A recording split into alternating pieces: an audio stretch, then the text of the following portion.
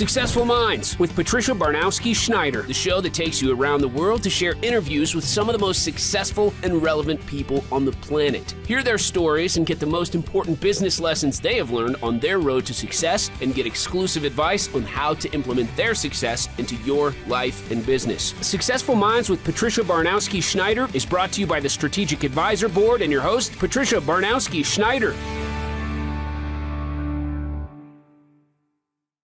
Hello and welcome back to Successful Minds. I'm your host, Patty Baranowski-Schneider.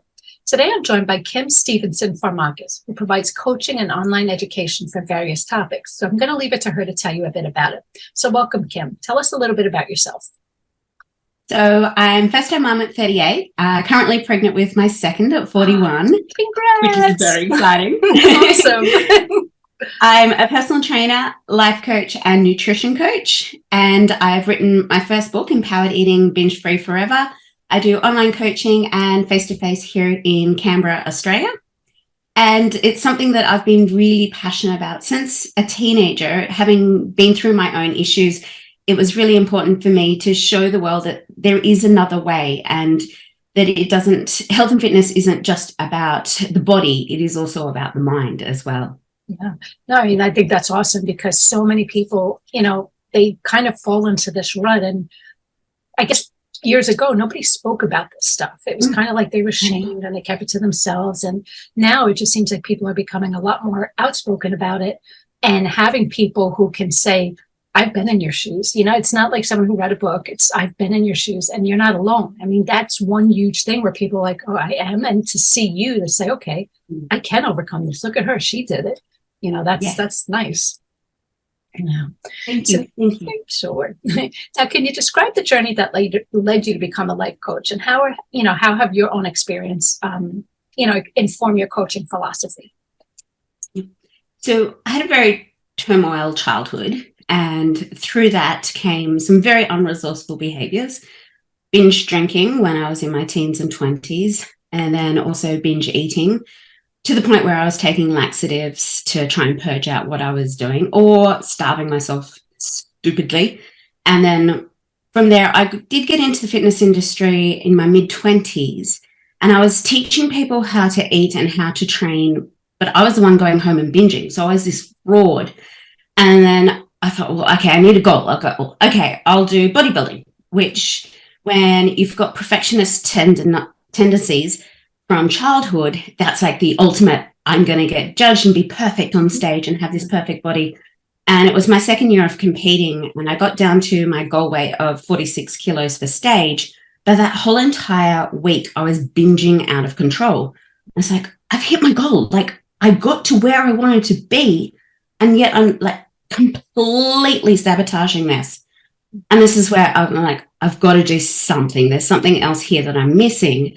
And I tried psychologists and I tried counselors, and they work for some people. They just weren't the right mix for me. And for me, it was actually a life coach and hypnotherapist that helped me go through all of the childhood trauma and reframe it and leave it where it was so that I could actually move forward. So I did that, and I went, okay, if I can overcome binging, and I've been binge free since 2011, then I can teach other people. So I'll go get my qualification and add that to the nutrition coaching that I'm already doing and the PT and the mindset stuff. That becomes then the trifecta of results for particularly women, because we're the ones that will turn to food. Men might turn to gambling or drinking, right. Where women, we kind of turn to food. So then that came that model of the three important factors. And then I named it Empowered Eating and wrote my book about it. And if I didn't get through all that binging behavior, I wouldn't be able to stand on stage or on the platform for powerlifting. And I was, just before I had Bubs, got pregnant with this one, I came first in at Worlds for the APL Worlds. And prior to that was ranking 4th in the world for IPF for powerlifting, and have a very high power to weight ratio for my bench. So I maintain my weight at 63 kilos, 63 to 65. My weight class is 63, and I bench 117 kilos. Now, I wouldn't be able to get to that point if it wasn't for going through and working through a lot of that trauma stuff that I needed to work through. So I want to be that role model for women to go, one, we can break the cycle. We don't have to complete the trauma cycle and keep it ongoing, but also that you can break free and leave your past in the past. You can become that person that you want to be, and you can be that role model for your kids. You can be that role model for your community, or even just other family members that have been through the same stuff as you. You can show them what's possible. And I do that by leading by example, but then also giving those tools and strategies. That's awesome. Because one thing I always found that was a little tricky is with like psychologists and things like that. It's crazy the world we're living in, because it's like they claim they want to help you, but the reality is, do they? Because then they lose that money.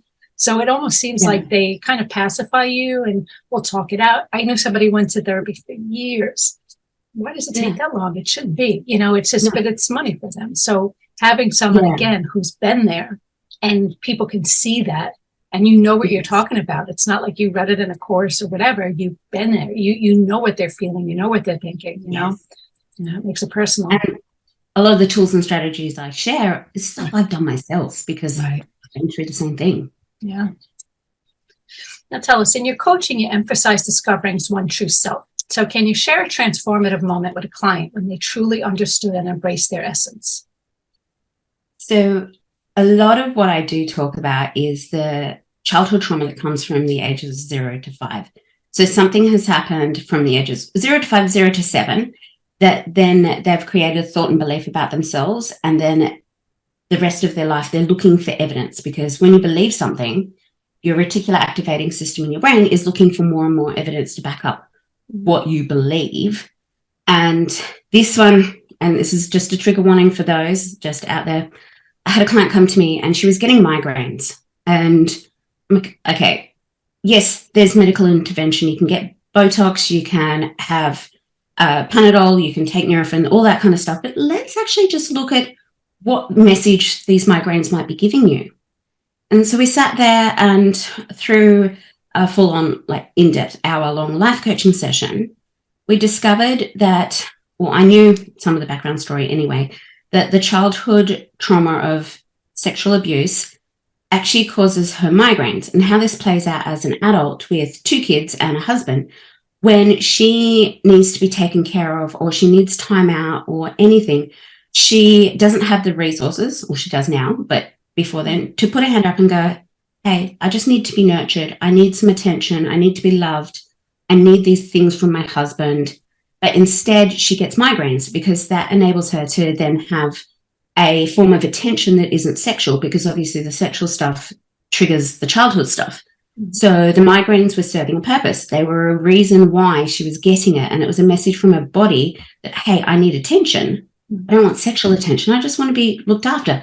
So the migraines enabled her to check out, get attention from her husband, also to have a break from the kids. And I talk a lot to women, especially mothers, that you do have the ability to take nurture soul time. You don't have to repeat generational martyrdom syndrome of go, go, go, go, go.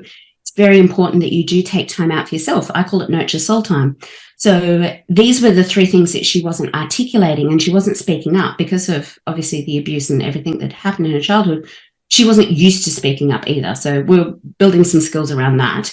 So once we identified what the migraines were, she was able to put in some strategies, but also talk herself down from the migraines.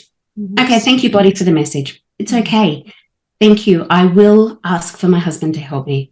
I will take some time out for myself. I will ask him to take a little bit more help around the house with the kids. So we were able to build those strategies, but it wasn't until we identified what was the message that she was getting from the migraines. And she was a binge eater, because, again, the migraines and the binging, it's all very interlocked and very similar. The binging was because she couldn't escape, and it became an unresourceful way of escaping. She felt abandoned as a child, so because of her mum not pursuing and standing up for her and protecting her. So, and then there was the whole people pleasing. I need to be the martyr of the family. So there was lots and lots of layers there that were showing out in binging and the migraines. It is crazy when you say about not doing the go, go, go that you were raised for, because I talk about that a lot where, generations change. But like, I'll just say I'm one of 3 kids, and everybody you have those that just follow the same pattern of what you were raised to believe. And then you have that one that just wants to go against the grain, which was me. I wanted to do things on my own and do things different. But I see that a lot with, so many other people my age with their children. They're different now. But so many people are kind of like, well, this is how it was. This is how it was with my mom. This is how it was before. Yeah, but people evolve. It's not how it was. So some who are brave enough to just venture off and try to make things different will be a lot happier, because back in the day was you have to work. You didn't have to be happy about it. You had to work. Women stay home and take care of the kids. Husband go to work. Again, you could be working 20 hours. Doesn't matter. That's your job. Take care of the family. Like, where was the happiness in all of that? So nowadays, people need to break out of that, which is awesome. Yes. Yeah. Now, you have a multifaceted approach to coaching, incorporating NLP and intuitive wisdom. So how do these methodologies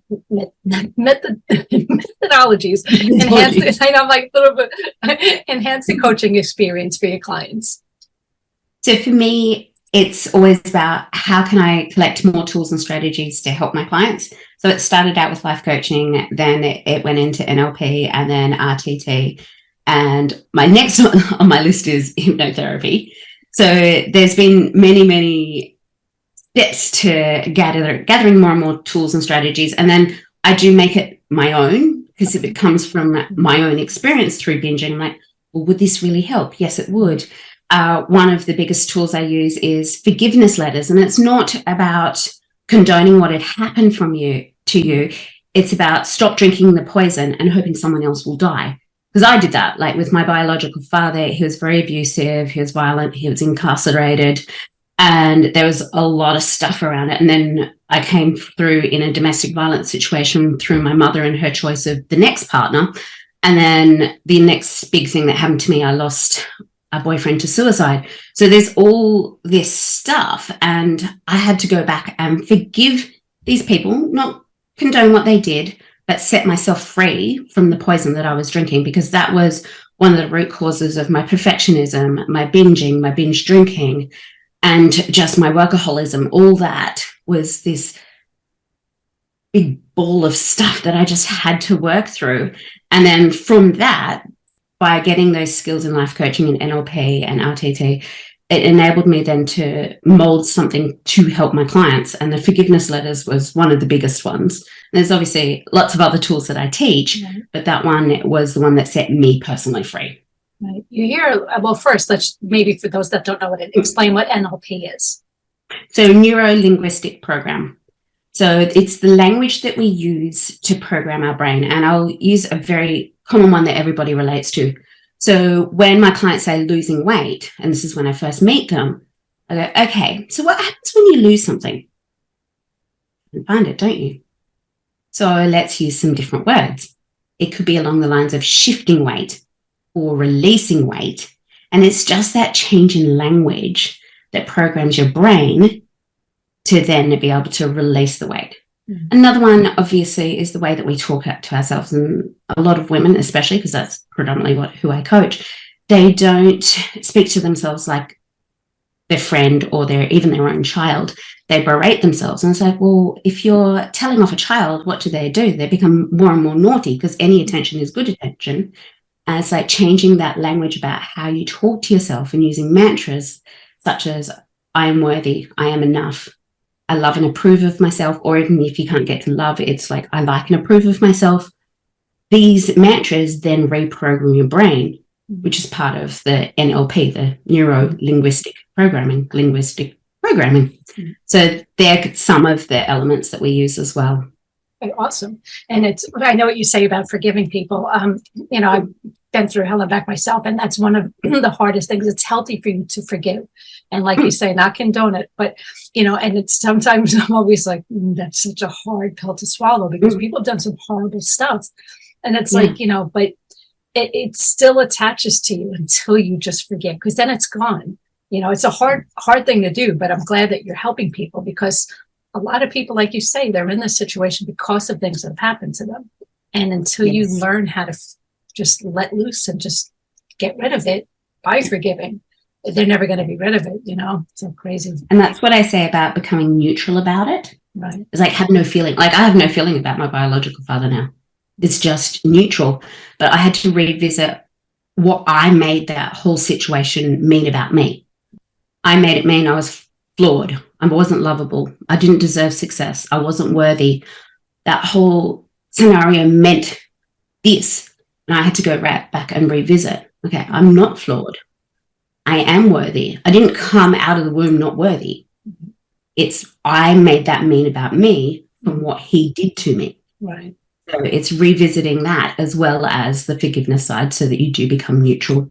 Right.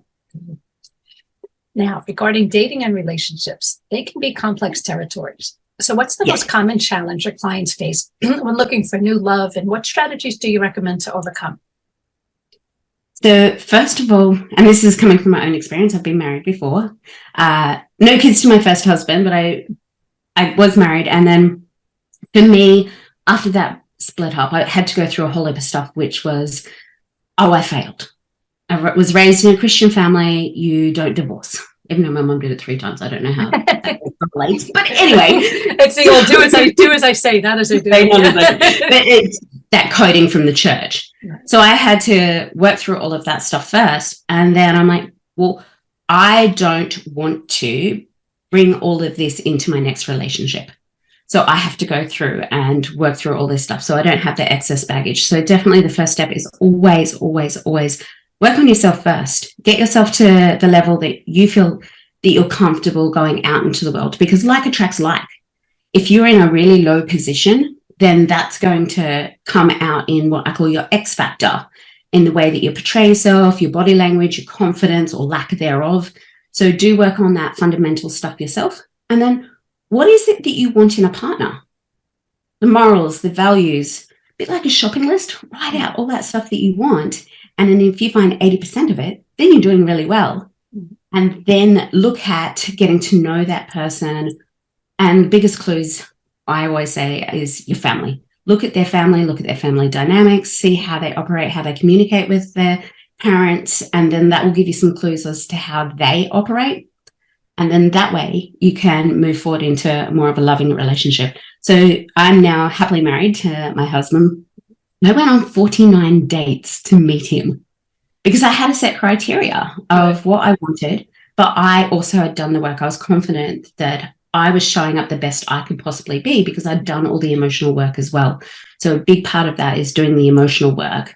And I do have mainly mums at the moment, but I've had single clients because they've come to me to work through their emotional eating, because the worst thing that could possibly happen to them is to have a boyfriend walk in on them doing a binging episode or something like that. So they come to me because of that.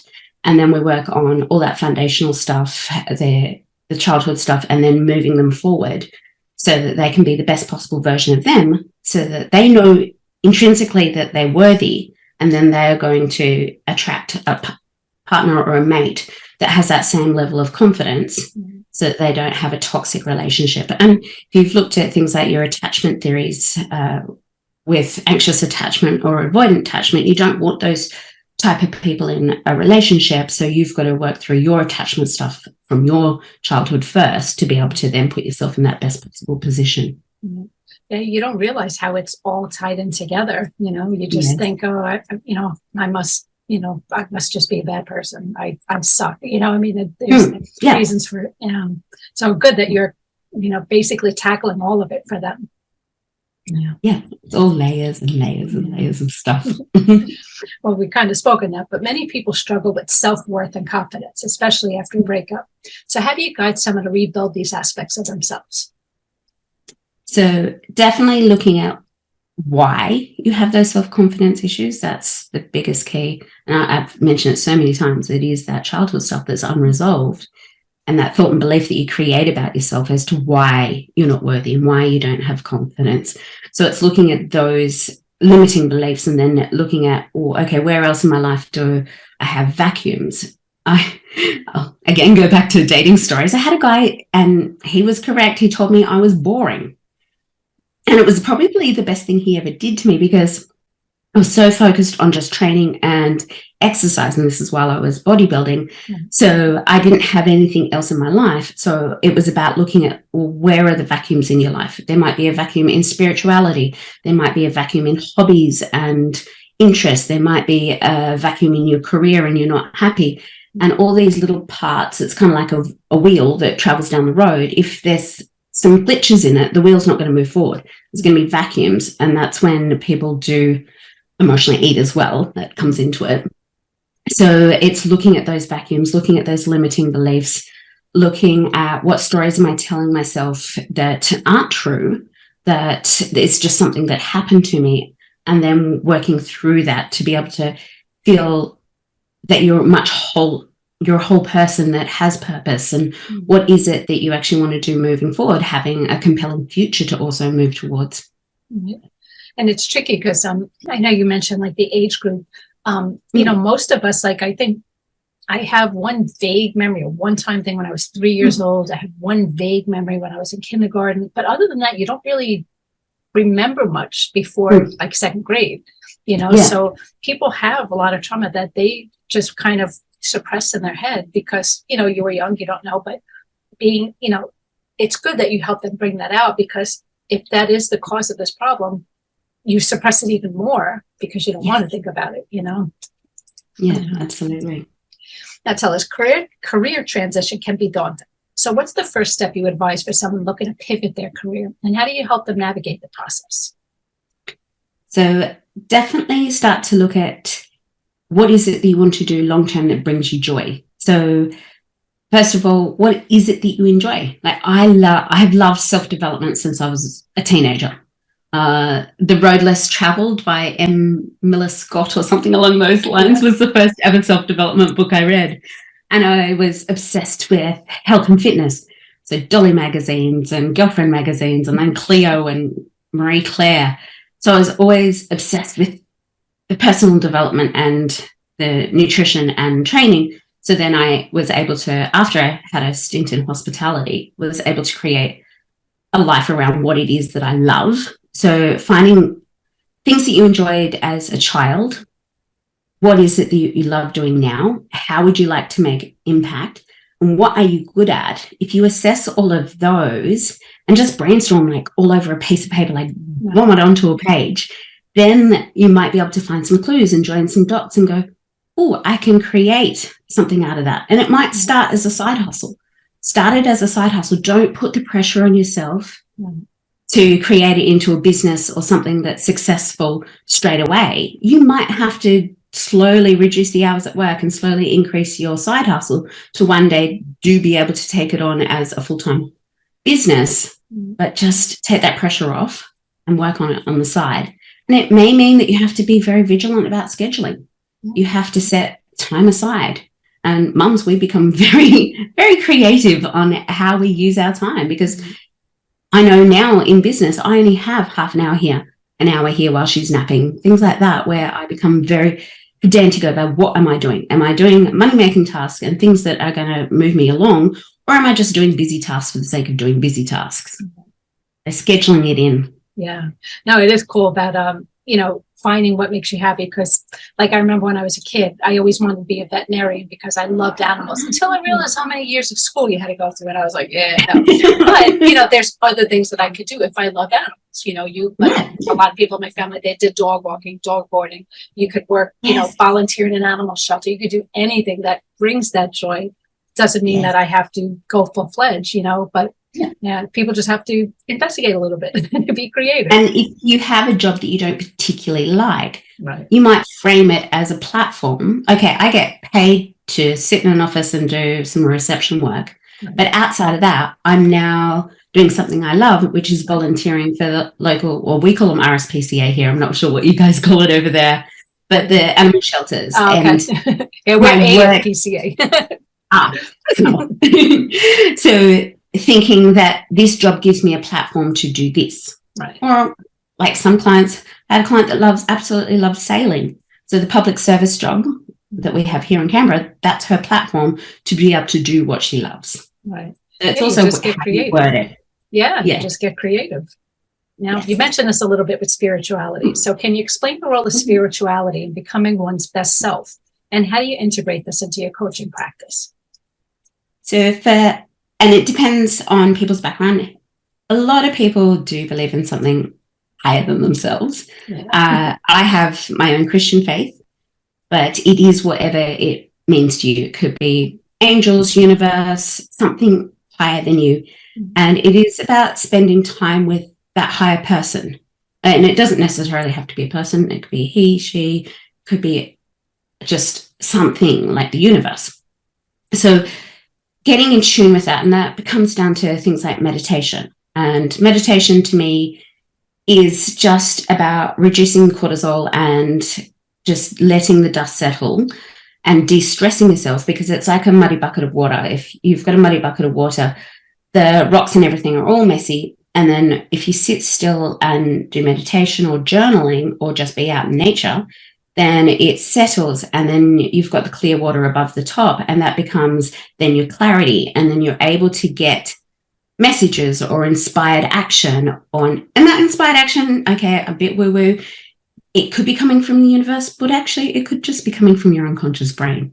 Yeah. I don't mind. Whatever works for you is about what works for you. Right. So then using that time to just be still and be in the present, because we just go all the time, and we don't allow ourselves to actually settle. And it might be coming up with a list of different things that you can do to bring down your cortisol. It could be in nature, it could be yoga, it could be sitting by the ocean, it could be journaling, it could be meditating, whatever it is for you. But you need that downtime so that you can connect to that higher source, and so that you can get those inspired actions and messages. No, I agree with you 100%.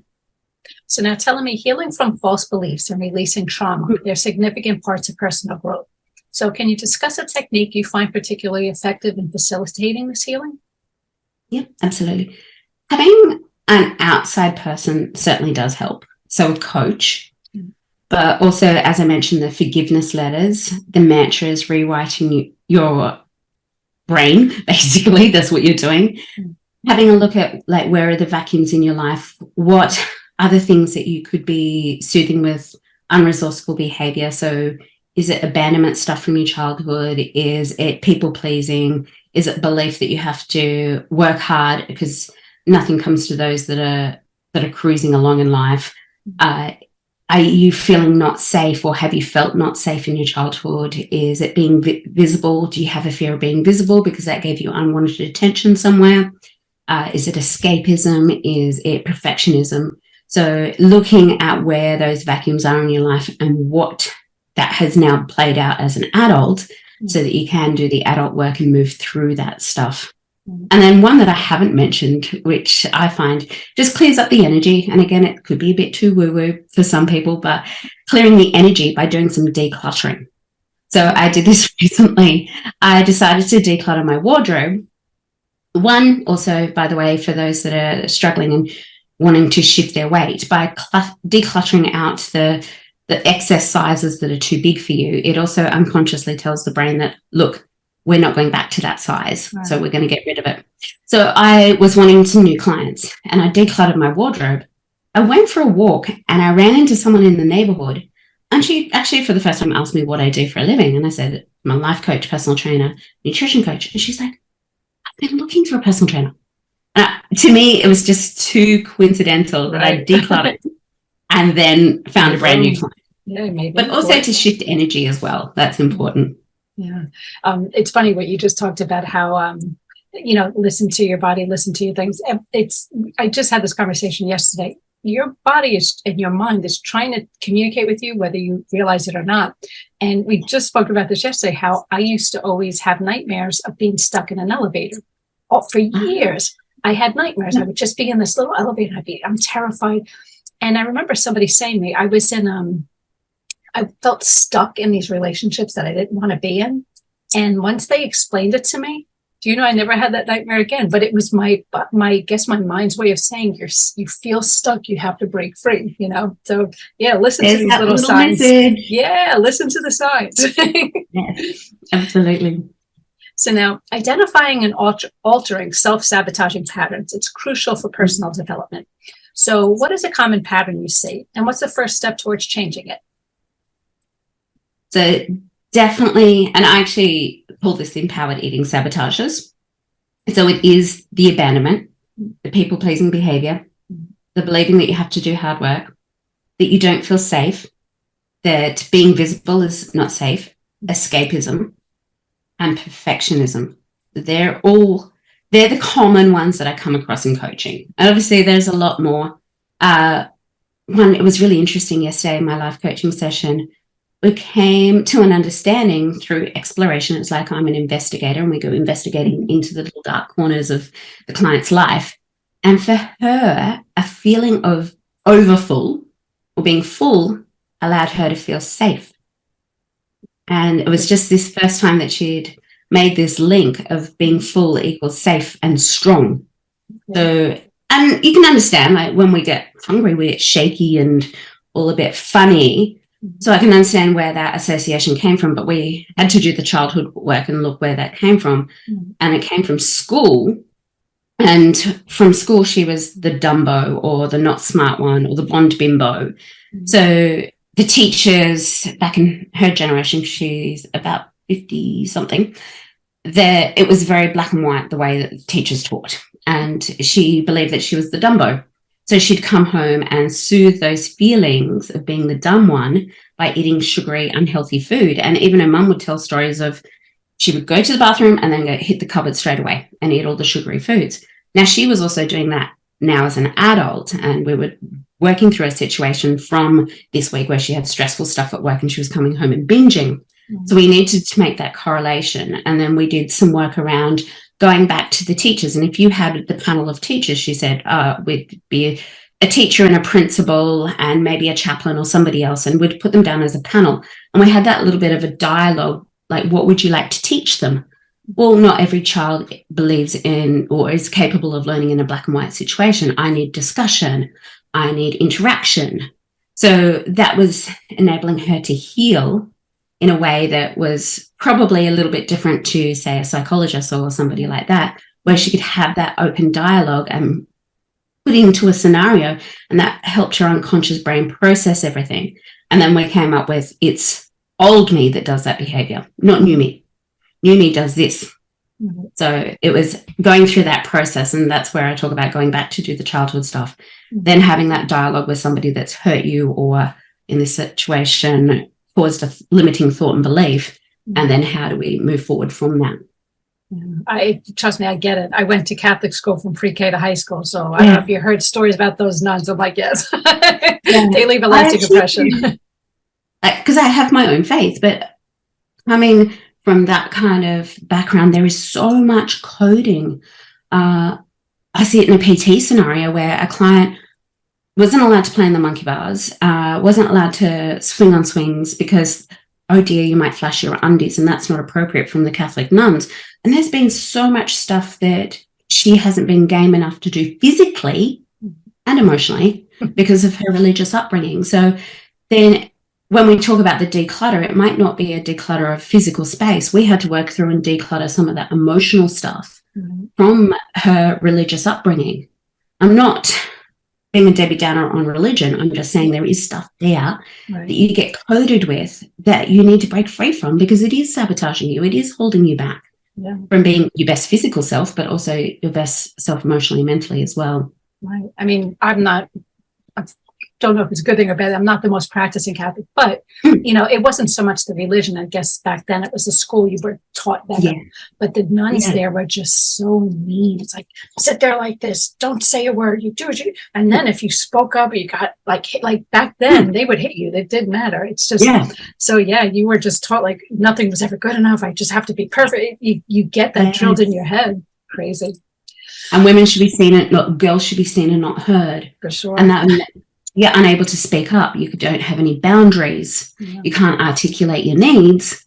And then I'm dealing with the adult version that's got the emotional eating issue, all because of this childhood coding from a Catholic school. And it could be any religion. It doesn't have to be necessarily Catholic. There's always resourceful and unresourceful stuff that comes out. I get it. So now lastly, for someone hesitant to take a leap into coaching, what would you say about the value of investing in oneself through this process? So I've actually got a very tangible example. I had a lady, she was a massage therapist and she was struggling with her business. She was running her own business. And again, we went through all that worthiness stuff, all that childhood trauma, all that childhood stuff.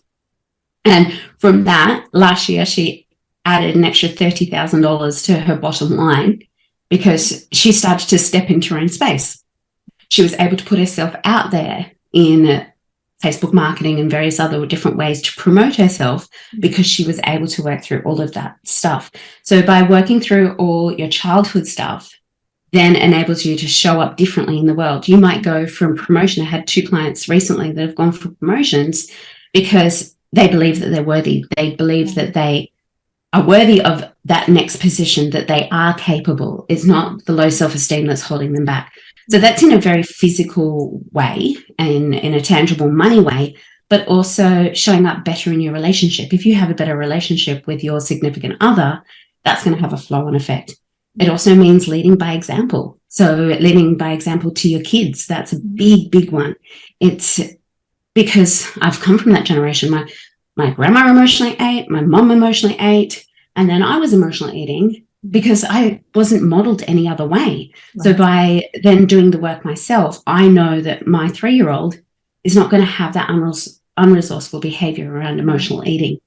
So it's doing the work so that you benefit in a monetary sense, in a relationship sense, but also for those that are around you, whether it be your kids, having that ripple effect to someone in your community, the Catholic non-educated child that's now an adult, she's a role model in her workplace of somebody that trains and eats really well. So that's having a flow-on effect to her workplace. You don't know who you might touch, move, and inspire by your journey by simply doing the work and modeling a different way to other people. Right. So that's why I'd encourage people to start the journey. Very nice. Anything else you want to talk about that you're working on, that you're doing, or anything? And another big belief, if I can impart this wisdom, is having nurture soul time. So nurture soul time is taking time out for yourself. And as I said, meditation, journaling, things like that. But it could be going to a day spa. It could be, I've got a client, her nurture soul activity, because I set nurture soul activities with a client every single week. Hers is reading the Britney Spears book, having a coffee and reading Britney Spears. I'm like, whatever it is for you. Whatever. And what that is when our bodies are in fight or flight response mode, so that really stressed out state, the fastest acting fuel source is carbohydrate, which breaks down to glycogen. And we're designed like that from a biological standpoint so that we could just run out of the situation. If we're in a stressful situation with a bear, we can run. But when you don't have any glycogen left in your system, or carbohydrate, the next fuel source is muscle. And your body will then burn through all the muscle and chew your muscle stores that you've gone to the gym and worked really hard for, and you'll never, ever, ever touch your fat stores. So it's very important that you start nurture soul activities. So write out 10 or 20 hobbies, things that bring you joy, that bring down your cortisol levels, and then make sure that they do happen on a weekly basis. Some of the activities, like I go to a day spa every 3 months, might be a 3-monthly activity, but do something every single week to bring down your cortisol levels. But also for my clients that emotionally eat, the food becomes escapism.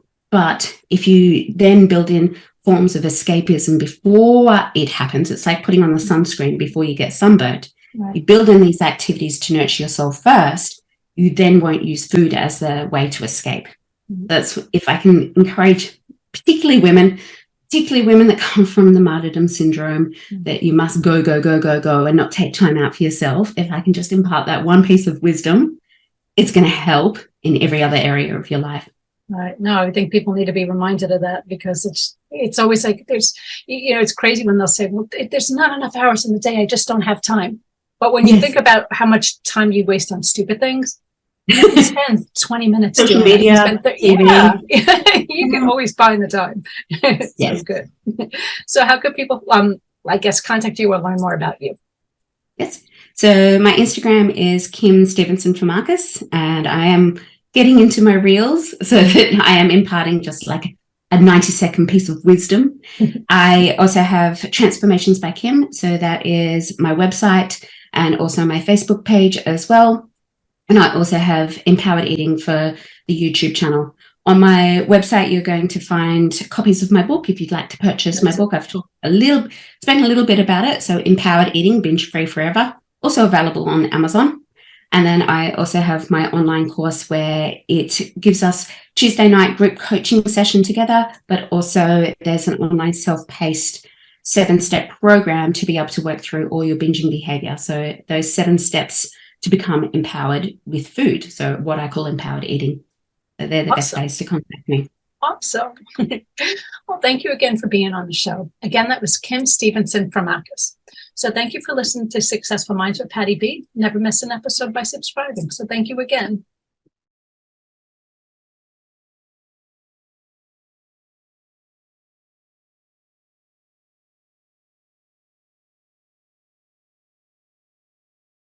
Thank you for listening to Successful Minds with your host, Patricia Barnowski-Schneider. Please leave your feedback and visit strategicadvisorboard.com to get the latest and greatest business advisement on the planet. Follow us on social media for updates, and we'll see you on the next episode.